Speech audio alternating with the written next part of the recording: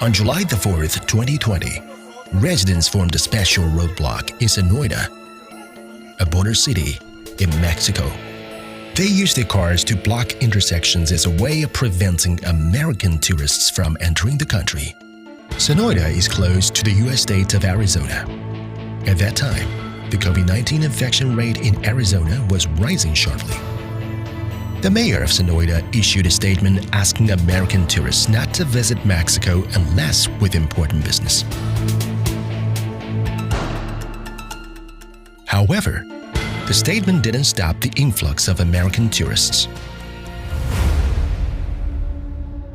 In August 2020, the number of confirmed cases in the United States had exceeded 4.8 million.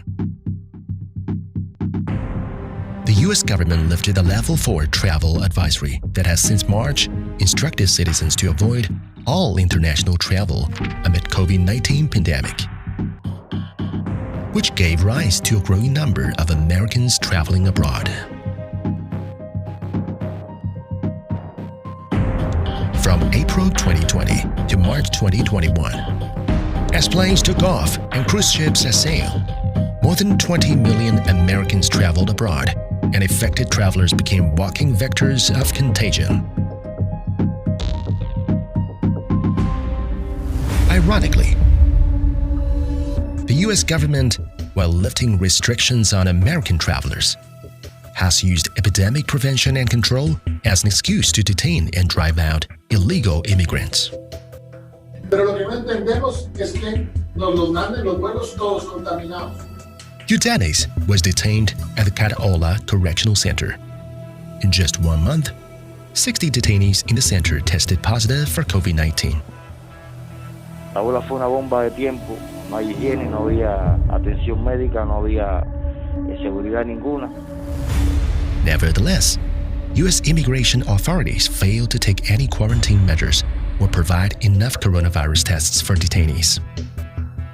Detention centers became hotbed for the novel coronavirus. The U.S. has adhered to the principle of America first at the expense of the lives and health of people in other countries. In July 2020, the coronavirus epidemic broke out in Da Nang and surrounding provinces in Vietnam. It was speculated that the virus was brought to the country by the USS Theodore Roosevelt, which had docked in Da Nang not long ago. Right now, Corina Nakano, live from Naval Base Coronado. In addition, the U.S. troops stationed in Japan and South Korea have often lacked discipline and have frequently engaged in behaviors disregarding local epidemic prevention regulations.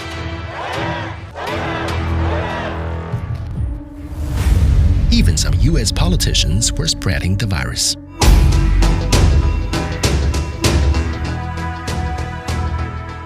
In March 2020, Brazilian President Jair Bolsonaro led a delegation to visit the United States, after which many members in the delegation tested positive for COVID-19. In October 2020, the then U.S. President Donald Trump and his wife were infected with the novel coronavirus. Just imagine how weak the U.S. epidemic response was, that even the White House was overwhelmed by the virus. It will be totally unconstitutional. It's not built to shut down. I never imagined. I think it should be the media. The U.S. has not only exported COVID-19, but also continued down the path of exporting political virus. It comes from China. The U.S. government even ordered intelligence agencies to fabricate a report on the origins of COVID-19 with the obvious intention of shirking responsibility and shifting blame to China. Infected travelers flying all over the world. Forced deportations of infected immigrants. Super spreader U.S. joint military exercises. U.S. troops stationed abroad undermining epidemic prevention regulations. And U.S. politicians who spread the virus at large.